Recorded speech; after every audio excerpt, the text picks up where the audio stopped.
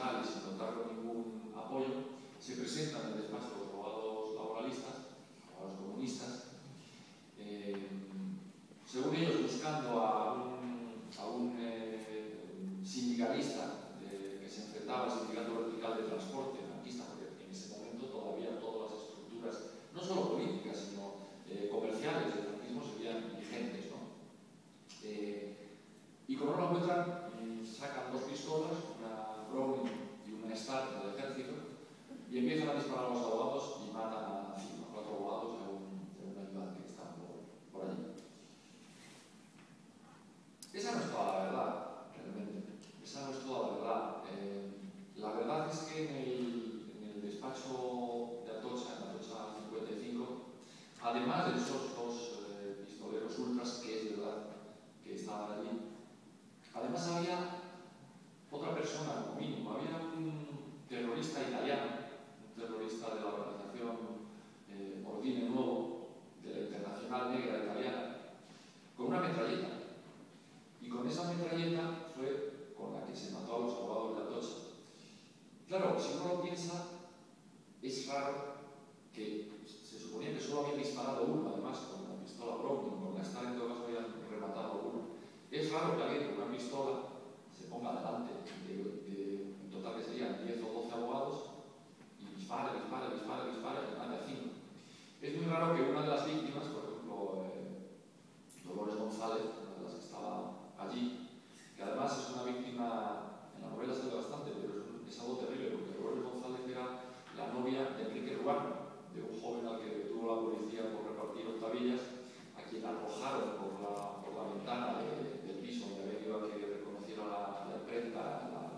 donde los tiraban las octavillas, al que había pegado un tiro primero y luego el cadáver le cerraron la clavícula donde ahí estaba la marca de la bala y demás. Lola era la novia de Enrique Ruano y después fue la mujer de uno de los abogados laboralistas que murieron junto a ella en el despacho de Atocha, y además estaba embarazada y además perdió el hijo. Que la historia es terrible, nos simboliza seguramente toda la violencia terrible de la transición, y por eso está como símbolo en la novela. Hubo una ráfaga de metralleta marca Ingram M10, las llamadas Marietta, una metralleta que en realidad dos policías de la brigada social, de la brigada antigolpe en ese momento ya se llamaba, habían descubierto de dónde venían. Eran dos metralletas del ejército español compradas en Estados Unidos, en Atlanta, en la fábrica de armas de Atlanta,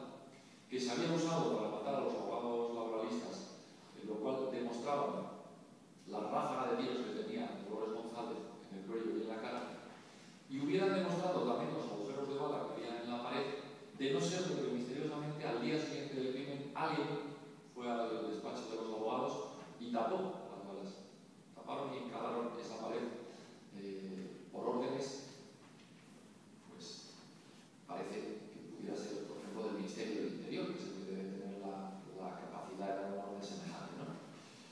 Esa metralleta se les dio la pista hasta Italia, porque esa metralleta que había utilizado el terrorista de Ordine Nuevo llamado Carlo Ciputini acabó en Italia,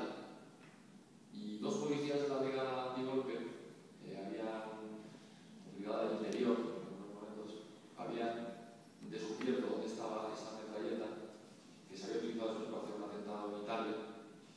y cuando estaban a punto de viajar con unas fotos de servicios de agentes del Servicio Secreto Español y demás para enseñarles a otro de los terroristas implicados, otro de los líderes de Ordine Nuevo, llamado Vincenzo Luis Guerra,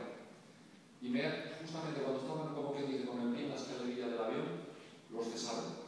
los apartaron del caso, los cesaron, y además a uno de ellos, nos cuenta la novela, los metieron a una persecución extraordinaria, después de la cual pasó de ser el modelo de periodista, de policía honrado, incorruptible, a estar implicado en 1000 asuntos de corrupción. Lo acusaron de robar documentos, lo acusaron, cuando estaba a punto, fue todo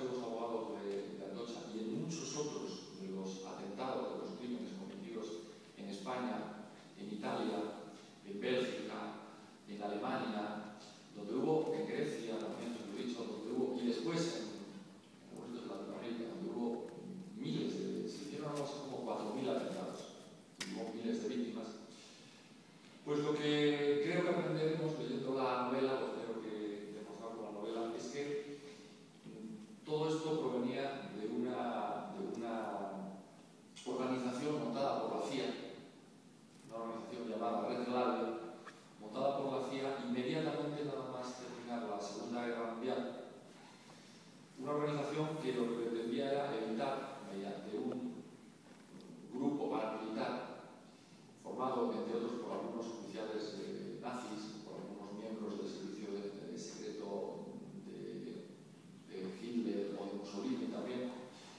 montar una serie de atentados en todos los países de Europa donde existía algún peligro de que el comunismo llegase a los gobiernos.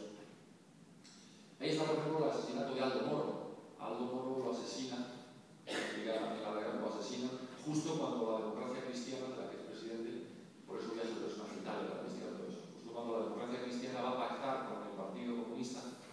en base al famoso compromiso histórico del